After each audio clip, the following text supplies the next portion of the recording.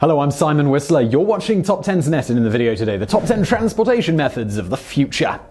It is somewhat safe to say that without transportation, we wouldn't have gotten anywhere. The discovery of fire, speech, writing, and all other man-made inventions have definitely brought us a long way, but without the ability to transport these inventions to other parts of the world, many of them would simply have faded back into obscurity. And indeed, many of them have, by the way. Nevertheless, transportation freed us up to become the dominant species on the planet, moving from one place to the other with relative ease, colonizing new places, and meeting new cultures, sometimes with negative consequences. We went from simply walking to riding horses to inventing the wheel to crossing vast oceans to flying over them entirely and finally going into outer space. But even with how much transportation has evolved over the centuries, especially during the past several decades, innovation is only picking up steam. Who knows how people will be moving around in 20 years? Well, in the video today, we're going to look at some examples which might give us a glimpse of what we've got to come.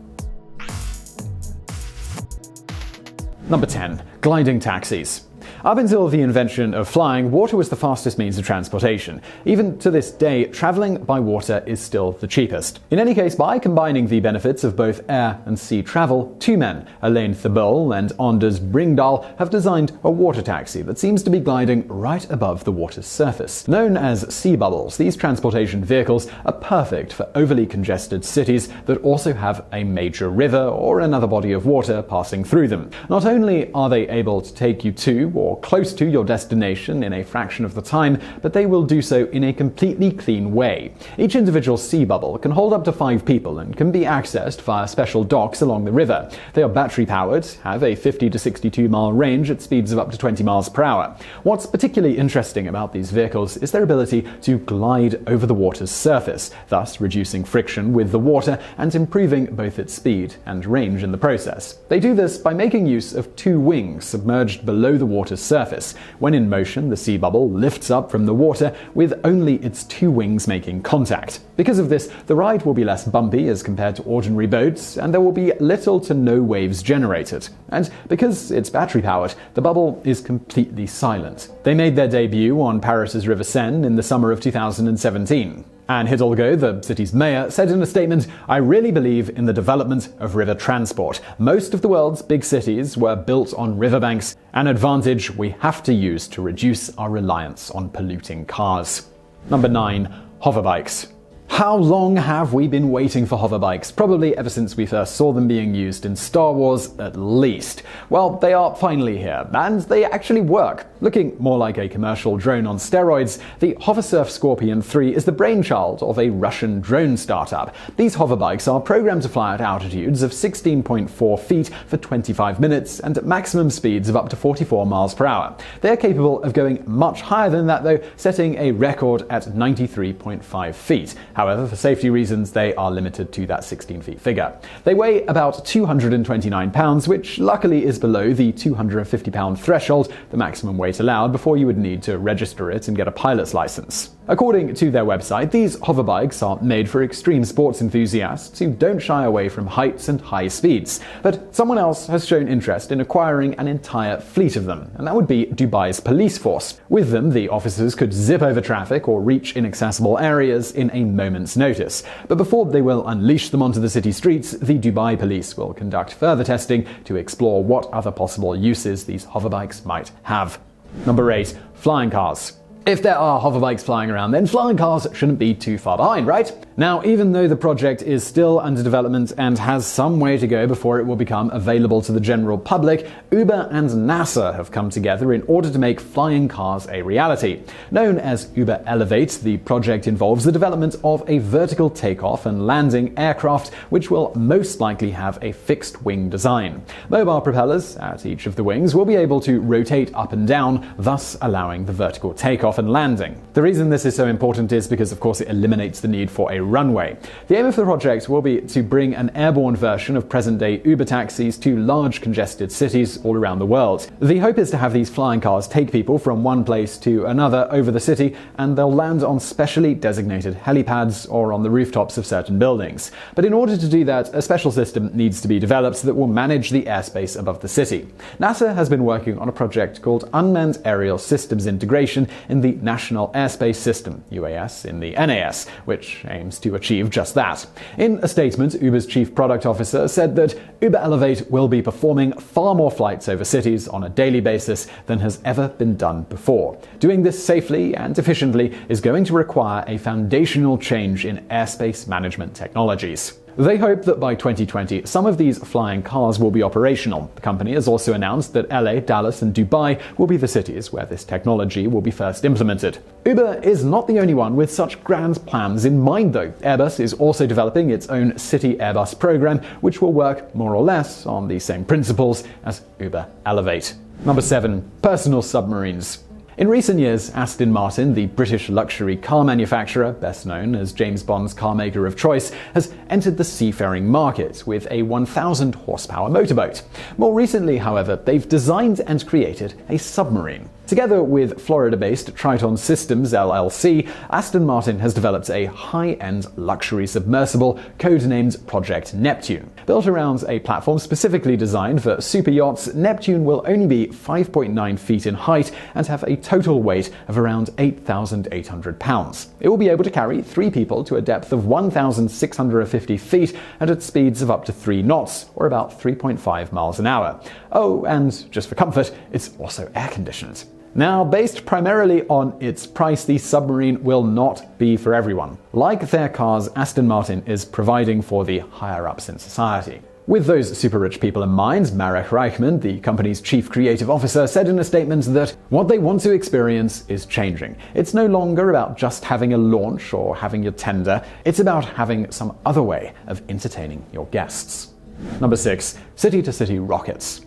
If you built a ship that's capable of going to Mars, what if you take that same ship and go from one place to another on Earth? We looked at that, and the results are quite interesting. This is what Elon Musk said in an interview not so long ago. Over the past several years, Musk's SpaceX has been experimenting with reusable rockets in an attempt at lowering the cost of going to Mars. If the cost of sending people and cargo into space was around $10,000 per pound, after Musk's many test flights and experimentation with reusable rockets, that price has dropped to around $1,000 per pound. This price reduction has ignited some debate about a possible intercontinental transportation system involving rockets. Now, the plan is pretty out there, and it may take some time before it could become a reality and available to the general public. Nevertheless, if it's ever put into practice, it could connect any 2 cities anywhere on the face of the Earth. One such rocket would be able to transport 100 people from New York to Shanghai at speeds of 17,000 miles per hour in just 39 minutes. It would thus take most people more time commuting to work each day than it would to travel halfway around the world. Number 5. The self-driving monorail.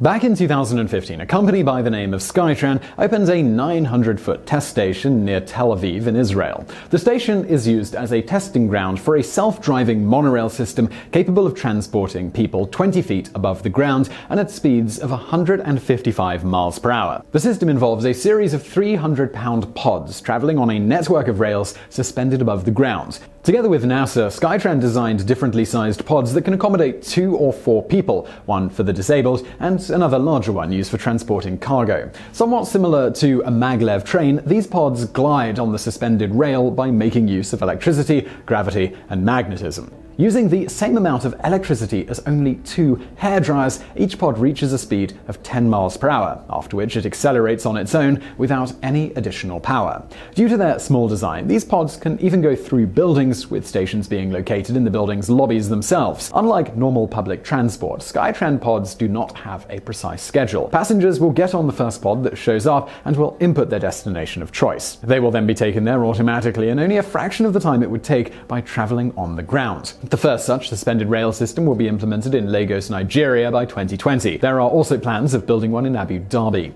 Number 4. Self-balancing wheelchairs.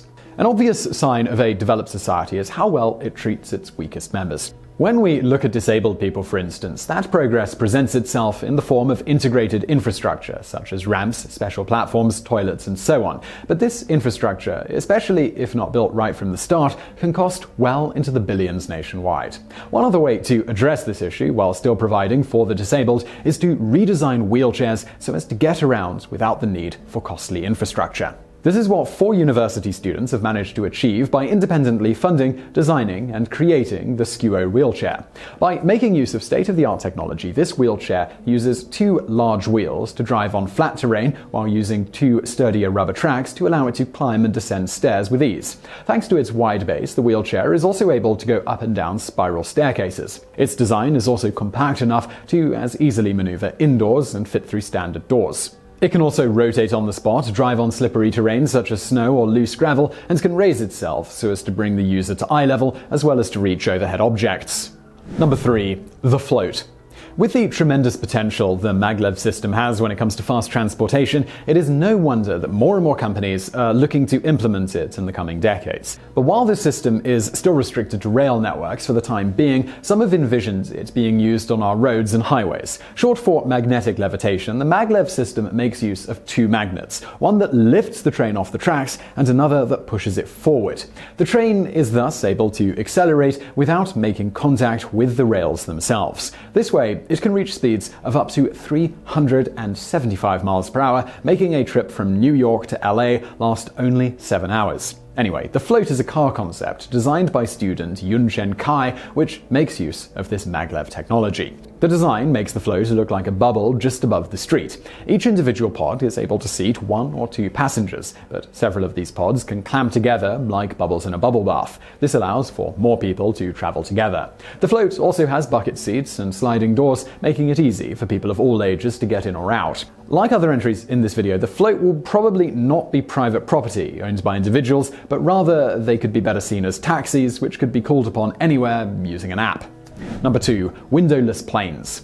At first glance, windowless planes, and definitely not windowless planes in the way you're probably thinking, do not sound like a particularly good idea. But after seeing this new design, some people may change their minds. Conceptualized by Technicon Design, an international design agency, this proposed idea was designed to make use of already existing technology or one that will be available in the very near future. Instead of standard plane windows, these private jets will have no windows whatsoever. Instead, they will make use of high-resolution, low-voltage screens located on the sides and ceilings of the plane. Cameras mounted on the outside will capture the surrounding views and will display them in real time inside the plane. These screens will be powered by solar panels mounted on the roof of the plane. Now, besides making the flight a more pleasurable experience, this technology will make these private jets sturdier and less cumbersome. By removing the windows altogether, the overall weight of the plane will drop significantly, thus making it more fuel efficient. And also, with a simplified fuselage, there is much more flexibility for interior design.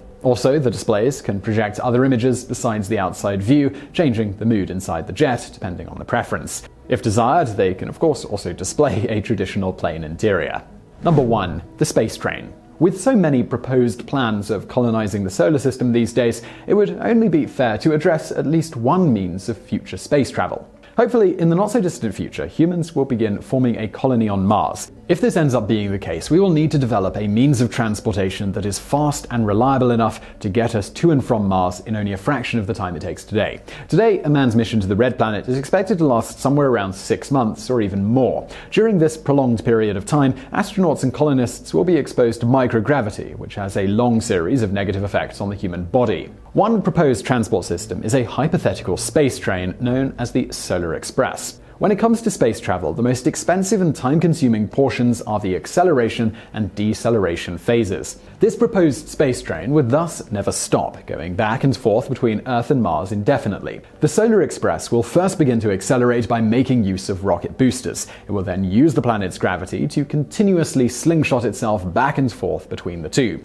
This way, the train would be able to reach 1% the speed of light, or about 1,864 miles per second. This speed would reduce an Earth-to-Mars trip to just 2 days. Unmanned probes would mine for water or other resources from asteroids and would rendezvous back with the train on its return journey. Boarding the train from the planets would be done in somewhat the same fashion, without it ever needing to stop. Now, we are still a long way from developing one such space train, with much of the technology required not even existing at this point. Nevertheless, the entire concept is intriguing, to say the least. So I really hope you found that video interesting. If you did, please do hit that thumbs up button below. Do not forget to subscribe. Brand new videos just like this every day of the week. Also some videos from the archives over there on the right. And as always, thank you for watching.